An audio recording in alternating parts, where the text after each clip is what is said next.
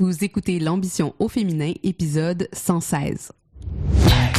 Mon nom est Tatiana Saint-Louis et j'anime l'Ambition au féminin, un podcast pour toutes les femmes pleines de vision, de talent et de drive qui désirent redéfinir le succès selon leurs termes et leurs conditions. Chaque semaine, j'explore seule ou en présence d'invités les thèmes entourant la réussite professionnelle et personnelle. Mindset, productivité, leadership, branding personnel. C'est le rendez-vous pour réfléchir à la façon dont tu veux vivre ton plein potentiel et laisser ton empreinte dans le monde.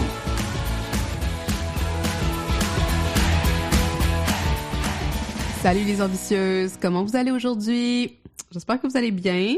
Si vous habitez ici dans l'Amérique du Nord, vous êtes dans la neige, enlisé peut-être comme moi. J'habite en ville et apparemment mon père de 80... Quel âge il a? De 80 ans, oui. Me disait que c'était un record d'accumulation de neige, presque un record de tous les temps. Mais bon, c'est... ici en ville, ça nous affecte pas parce que c'est toujours déneigé, mais c'est sûr que j'imagine que ça doit être quand même assez beau aussi si vous êtes en région et si vous voyez les amoncellements et si surtout vous profitez de l'hiver comme je ne suis pas une grande sportive d'hiver. Donc, si vous êtes une sportive d'hiver, je suis sûre que vous êtes aux anges de voir, de vivre cet hiver-là. Bref. Ah, comme la neige a neigé. OK. Hey, pourquoi pas un petit caméo d'Émile Nelligan, le poète québécois, justement. Alors qu'aujourd'hui, on parle de créativité, justement, et d'entrepreneuriat. Je pense que ça va être un épisode quand même assez court parce que c'est des questions que je continue à me poser et j'avais envie de vous partager les réflexions que j'ai autour de ça. La créativité, la productivité, puis l'entrepreneuriat à travers tout ça parce que ça fait quelques années maintenant que j'ai l'impression que, oui, j'étudie beaucoup tout ce qui est autour de l'ambition au féminin, autour de tout ce qui est la création de valeur, la codification de la valeur, tout ce qui est la communication de la valeur aussi, notamment à travers les outils du web. Mais il y a une grande partie qui correspond à mon champ d'études aussi, et c'est tout ce qui a lien avec notre pouvoir créatif, notre pouvoir créateur, et plus j'analyse et plus je vois aussi le genre de personnes qui sont attirées par mon travail puis par mon univers, plus je vois que quelque chose qui nous rapproche souvent, c'est que on est toutes des âmes créatives qui ont dû parfois trouver des façons de vivre et de survivre dans un monde dans lequel on a mis des muselières sur cette créativité-là et on a dû comprendre comment continuer à utiliser cette créativité d'une façon qui va pas être simplement perçue comme un hobby ou pas être simplement perçue comme une perte de temps, mais vraiment arriver à productiviser cette créativité-là d'une certaine façon. Et comment, parallèlement aussi, nous, esprits créatifs, parfois, on est bloqué par cette insistance, justement, à devoir être productif. Et à travers ces réflexions-là sur la productivité et la créativité, tu sais, on en ressort avec tout un tas de réflexions autour, le cycle de production, hein? Qu'est-ce que c'est le cycle dans une entreprise? Qu'est-ce que c'est le cycle dans un emploi? Puis pourquoi beaucoup de personnes, hein, beaucoup de femmes, si vous écoutez ça, vous êtes peut-être une femme ou une personne qui a été socialisée comme femme, me disent souvent qu'une des raisons pour lesquelles elles ont quitté le marché de l'emploi, c'est qu'elles n'arrivaient pas à vivre une vie suffisamment créative ou du moins à exprimer cette créativité-là. Puis même des personnes qui ont laissé leur emploi, commencé leur entreprise et en sont arrivés à un certain niveau de succès vont venir vers moi puis me dire « J'ai perdu la flamme, mon entreprise ne me ressemble plus, je n'arrive plus, tu sais, je me sens pas le même intérêt pour celle-ci que j'avais au début. Je me sens maintenant que je suis prise dans cette machine de productivité-là qui représente pas nécessairement la raison pour laquelle j'étais rentrée dans ce domaine-là, justement. » Fait que, tu sais, toute cette recherche autour de la créativité, ça peut avoir l'air d'être quelque chose, les entrepreneurs créatifs, d'une part, mais pour moi, plus j'avance, plus je réalise que l'entrepreneuriat en soi est une pratique créative. Et quand j'ai commencé à réfléchir à ça, notamment dans mon expérience, ben ça m'a permis de faire la paix avec beaucoup de parties de moi qui essayaient justement de se trouver une place. Ces parties de moi qui avaient besoin d'écrire, ces parties de moi qui avaient besoin de communiquer, ces parties de moi qui avaient besoin d'exprimer des choses différentes, d'expérimenter, de jouer, tu sais, ces parties de moi qui avaient besoin d'esthétique, qui avaient besoin de se sentir bien dans son environnement. Et ces parties-là, ben, c'est souvent cet appel-là de mon esprit créatif qui revenait. Puis tu sais, si vous connaissez un peu mon histoire, vous savez, bon, moi, j'ai étudié longtemps, jusqu'à la mi-vingtaine, je m'en allais au doctorat en littérature et je suis une autodidacte dans plusieurs domaines artistiques, mais notamment la musique. Je jouais de multiples instruments sans jamais avoir pris de cours ou quoi que ce soit. Et tu sais, l'écriture a toujours été une forme d'art que je préconisais, et la peinture et tout ça. Et quand je suis arrivée sur le marché du travail, il y a eu une coupure complète avec ma créativité et avec cette connexion que j'avais avec moi-même, parce que là, soudainement, c'était comme, quand est-ce que je trouve le temps pour créer? Quand est-ce que je trouve le temps pour faire ces choses qui sont, entre guillemets, inutiles à mon avancement personnel ou professionnel? Et ça a été... j'étais encore salariée quand j'ai commencé à voir que ça me manquait énormément et que j'ai commencé petit à petit à réintégrer la créativité dans ma vie, puis je le faisais vraiment de façon systématique. J'étais allée dans un cours qui s'appelait peinture créative ou quelque chose comme ça, genre où c'était pas nécessairement d'apprendre des techniques, mais vraiment de laisser exprimer ce qu'il y avait à exprimer, qui était complètement bloqué dans ma vie. Et à quelque part, Aime ta marque était un véhicule à travers lequel je m'étais consciemment dit « Je veux apprendre à retrouver ma voix, moi qui ai toujours écrit. » Et quand je suis arrivée à l'université, j'ai modelé mon écriture vers quelque chose qui était très académique. Et là, j'avais envie de retrouver cette voix-là que j'avais peu à peu perdue parce que j'avais été encabanée dans un type de production, un type de productivité qui était de rigueur dans le domaine dans lequel j'étais, mais qui était déconnecté d'une partie de moi qui avait besoin justement de s'exprimer. Donc, c'est intéressant de voir que l'entrepreneuriat, à quelque part, a eu un genre de rôle à jouer dans ma reconnexion avec la créativité. Et plus ça avance, j'ai l'impression que plus je suis capable de gérer cette énergie créative que j'ai, plus je suis capable de trouver les rythmes de mon entreprise, plus je suis capable de trouver des façons de communiquer qui sont inventives avec mon public, mais aussi plus je me sens moi-même dans ce que je crée, dans la grande œuvre que je suis en train de déployer à travers mon entreprise. Donc, ma prémisse de l'épisode d'aujourd'hui, c'est justement ça, c'est que l'entrepreneuriat, pour moi, est une pratique créative. Et pourquoi je dis ça? Parce que il y a plusieurs des choses qui sont requises dans une pratique créative qui sont également requises en entrepreneuriat. Puis là, quand je dis...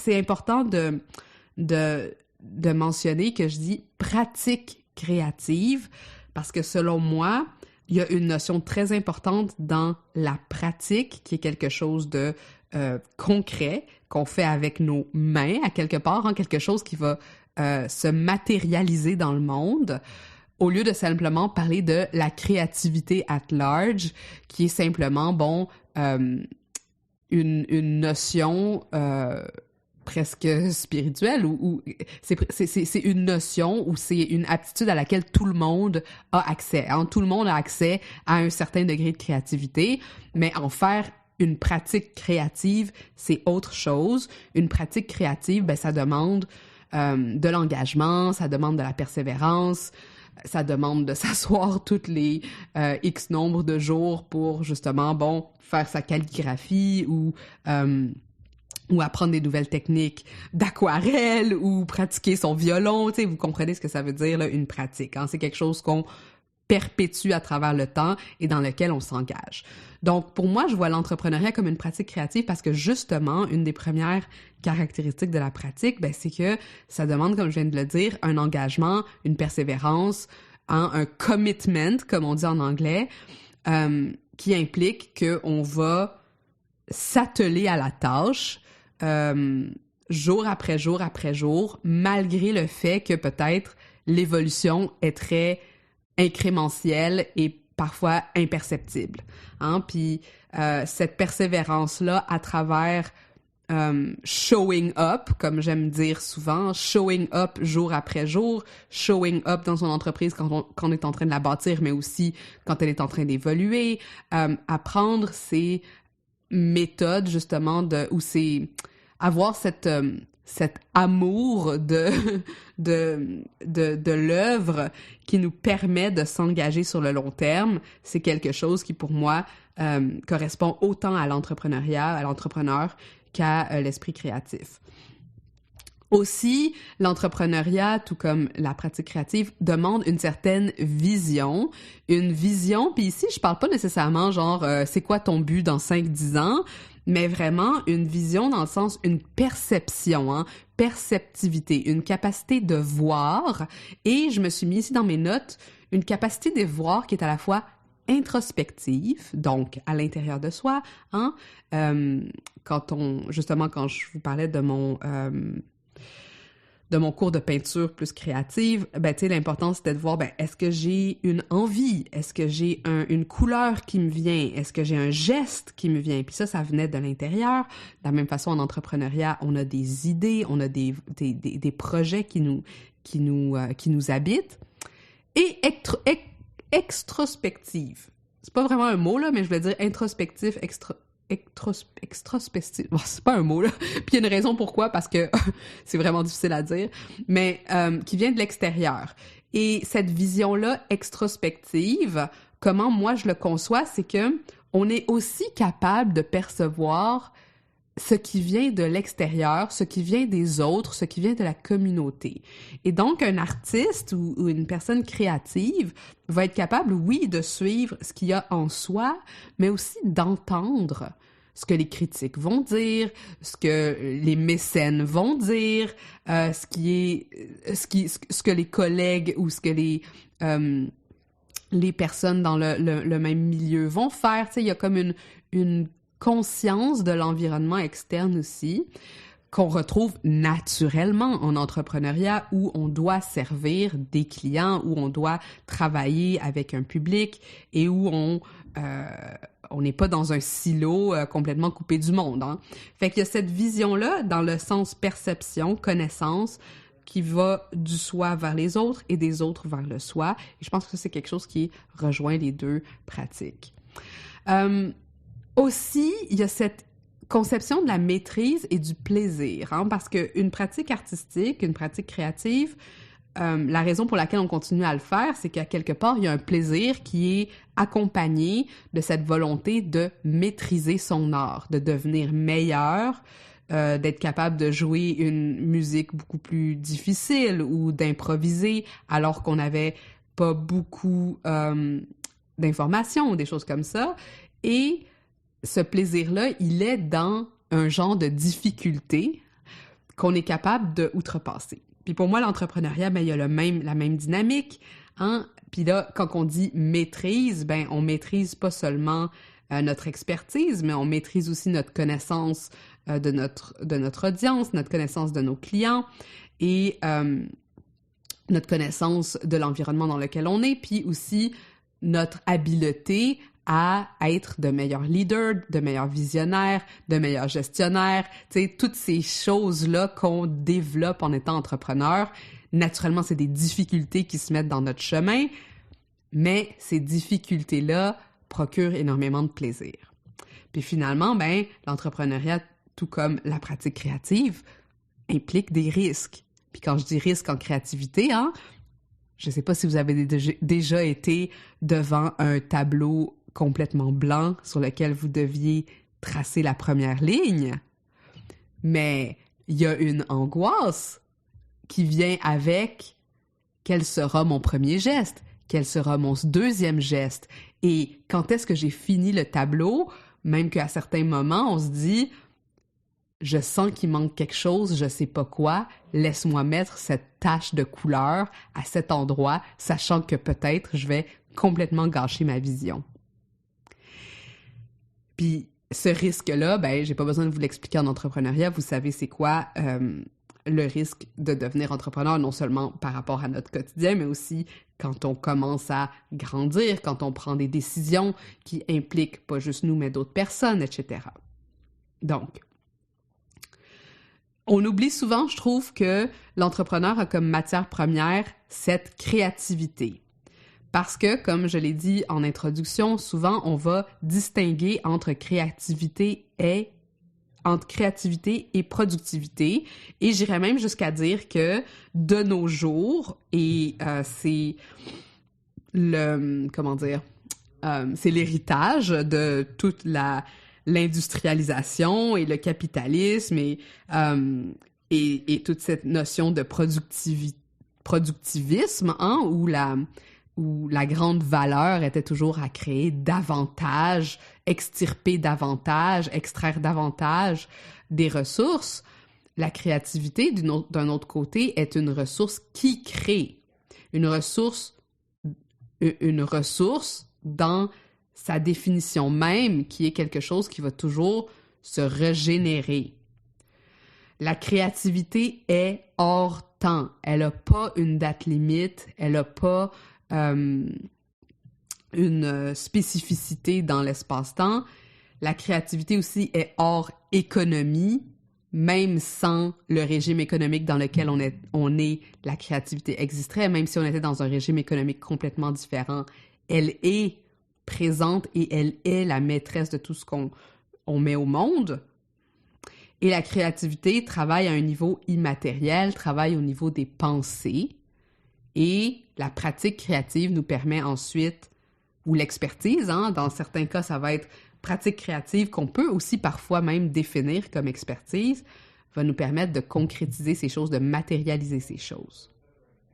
Puis je trouvais ça intéressant de parler de ça parce que souvent, ce qui se passe, puis je parlais à une de mes anciennes clientes dans Money Brand, salut Elodie si tu écoutes ça, qui, elle, travaille avec des artistes qui veulent commercialiser ou qui veulent devenir entrepreneurs, hein, mais je trouve ça intéressant de réfléchir à l'entrepreneur comme créateur parce que souvent, on va réfléchir au créateur comme étant à l'extérieur de l'économie.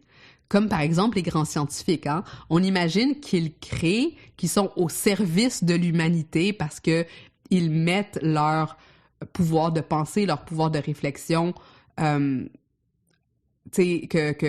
leur allégeance est vers cette pensée, cette réflexion, cette esthétique, cette volonté de créer du neuf, de créer du nouveau. Mais à quelque part, on les voit comme des êtres, des fois, sacrifiés au modèle économique, qui doivent vivre sans le sou, qui doivent être malheureux parfois parce que ils sont pauvres ou ils sont non reconnus ou ils vont être reconnus seulement genre plusieurs années après leur mort. Et quand l'artiste s'intègre dans un contexte plus économique, ben là, on va avoir parfois, l'autre tendance qui est de les idolâtrer ou de les idéaliser comme c'est, je sais pas moi, comme des superstars ou comme des, comme des vedettes, qui les empêchent d'avoir parfois, accès à leur créativité pure. Parce que comment est-ce qu'on peut être un individu créatif et avoir une allégeance à sa vision et sa créativité et tout de même être une personne en chair et en os qui a besoin de manger et de se loger et tout ça, tu sais. Donc, je trouvais ça intéressant parce que l'entrepreneur, naturellement, il n'est pas du tout en dehors de l'économie, mais tout comme l'artiste qui propose des nouvelles façons de voir le monde et de le comprendre, l'entrepreneur propose des nouvelles façons d'interagir avec le monde. Et j'ai dit interagir parce qu'encore une fois, il peut créer des nouveaux produits, il peut créer des nouveaux modèles d'affaires, il peut créer des nouveaux types d'expertise. Mais même si c'est pas un travail de connaissance, ça reste, tout comme l'artiste, un travail de compréhension du monde, de ses besoins et des opportunités qui sont là. Donc, c'est drôle parce que, à quelque part, l'entrepreneur est un artiste productif. Parce qu'il crée à partir de sa vision un élément qui va fonctionner dans les modèles économiques, hein, qui va fonctionner dans le monde. Même si on s'entend, hein, il y a beaucoup d'entreprises ou d'entrepreneurs qui vont rater certains de leurs projets, hein, tu sais, ces projets-là ne seront pas viables sur le long terme. Et ça fait partie de la game, tout comme, encore une fois, ben, il y a des artistes qui vont faire des œuvres qui sont considérées des chefs-d'œuvre et d'autres qui vont être beaucoup moins, tu sais, qui vont moins accrocher les gens, puis d'autres qui vont faire des... Bon, bref. Puis je trouve ça intéressant de voir l'œuvre d'un entrepreneur qui, bien... Oui, ça se peut qu'il y ait simplement une business, mais bien souvent aussi, des entrepreneurs vont avoir créé d'autres entreprises, vont avoir eu d'autres projets connexes, vont avoir trempé leur pinceau un peu partout. Tout comme l'artiste peut expérimenter et créer une œuvre qui va peut-être... Tu sais, il y a des artistes multidisciplinaires ou des artistes qui vont expérimenter avec plusieurs styles ou plusieurs matériaux, plusieurs matières avant de trouver leur voie. Et je trouvais qu'il y avait ce parallèle-là à faire aussi.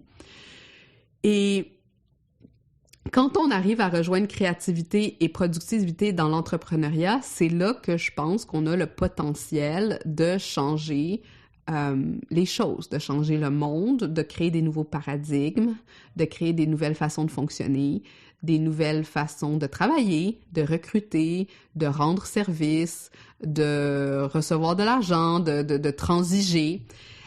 Et c'est pour ça que j'aime ça dire que pour moi, ben, l'entrepreneuriat, c'est un geste féministe. Et c'est un geste féministe parce qu'il est créatif de nouveaux mondes. Il est créatif de, bon, par exemple, genre, qu'est-ce qui arrive si on ne travaille plus selon les cycles de productivité qu'on a toujours établis et qu'on commence à travailler selon les cycles lunaires, par exemple, ou les cycles biochimiques ou des cycles biologiques. Puis je trouve qu'il y a ce genre d'expérimentations qui sont faites parce que l'entrepreneuriat permet de faire ce genre d'expérimentation. Je donne en ce moment, je suis en plein dans le programme que j'ai créé avec Julie Thérien qui s'appelle « Trouve ton flow de créateur ». Et là, on parle beaucoup de création de contenu, mais je trouvais ça intéressant parce que dans un des appels que j'ai donné aux participantes, j'ai parlé de transformer la vision transactionnelle de l'entrepreneuriat et adopter une vision créatrice. Parce que la vision transactionnelle, où c'est comme je dois créer quelque chose, hein, je dois créer une business, je dois créer un produit, et la réussite de ce produit va déterminer si oui ou non j'ai perdu mon temps, si j'ai de la valeur, etc., ben elle est pas mal anxiolytique, hein, elle crée de l'anxiété. Mais quand on voit l'entrepreneuriat et les projets qu'on lance et tout ça comme faisant partie de notre esprit créatif, de notre rôle créateur, ben là, à ce moment-là, on est capable de valoriser différemment le rôle de l'entrepreneur dans la société qui va mettre l'accent sur le processus au lieu du produit final, hein, parce qu'il y a une infinité de possibilités de créer des œuvres, des entreprises, des produits, etc., il n'y en a pas juste une. Il n'y en a pas juste une qui va fonctionner. La preuve est, on pourrait avoir la même entreprise exactement et les deux vont pas avoir les mêmes résultats à la fin de l'année. Bon, on a parlé de la maîtrise puis la voie vers la maîtrise que l'entrepreneuriat nous permet genre d'engager, à comment devenir meilleur, comment s'engager envers soi-même, mais aussi l'entrepreneuriat, veut pas, implique qu'on a une confiance dans cette source infinie de créativité. Et de savoir, puis tu sais, ça c'est une des grandes transformations que j'ai eues dans ma vie, ça a été de voir comme le moment où j'ai arrêté de penser que j'étais définie par mon rôle ou par ma profession ou par mon titre professionnel ou peu importe, à ce moment-là, j'ai arrêté d'angoisser à propos de l'argent parce que je sais que dans une panoplie de circonstances, des aptitudes que j'ai développées pour en arriver là où je suis vont me permettre de créer autre chose, éventuellement de m'adapter à certains milieux, de vendre certaines de mes expertises, etc. Et donc, ça m'a ouvert la source infinie, la source abondante de mes propres capacités, mais aussi des opportunités qui vont pouvoir s'offrir à moi. Et enfin, l'entrepreneuriat, c'est une expérience autant sur soi que sur les autres, parce que cet acte d'entreprendre, c'est ce qui nous connecte à notre humanité. Puis ça nous connecte à notre humanité parce que, encore une fois, on doit apprendre à connecter aux autres. Et pour connecter aux autres, ben notre outil de connaissance premier, c'est nous-mêmes. C'est nous-mêmes, nos interactions, notre écoute, notre vision, nos ressentis, nos blessures, tu sais, toutes ces choses-là qui nous amènent à être amenés à créer pour les autres. Donc, pour moi, l'entrepreneuriat, c'est quelque chose qui est complètement... qui est le lien, justement, entre cette créativité et cette productivité-là qui n'a pas besoin d'être valorisée dans un contexte... tu sais, il y a eu des entrepreneurs à l'époque romaine comme il y en a aujourd'hui. Tu sais, le système capitaliste n'a pas besoin d'être la source de la réflexion autour de cet entrepreneuriat-là. Le système de valeurs auquel on adhère, par contre, ça va de plus en plus l'être, et c'est là que je pense que les entrepreneurs ont un grand terrain de jeu, un grand tableau à travers lequel ils peuvent aller expérimenter des nouveaux modes de réflexion sur la valeur. Voilà ce que j'avais à vous dire. Peut-être la dernière chose sur laquelle je voulais vous laisser, puis une chose à laquelle je pense beaucoup, c'est que, tu sais, mon entreprise, c'en est une parmi de multiples possibilités.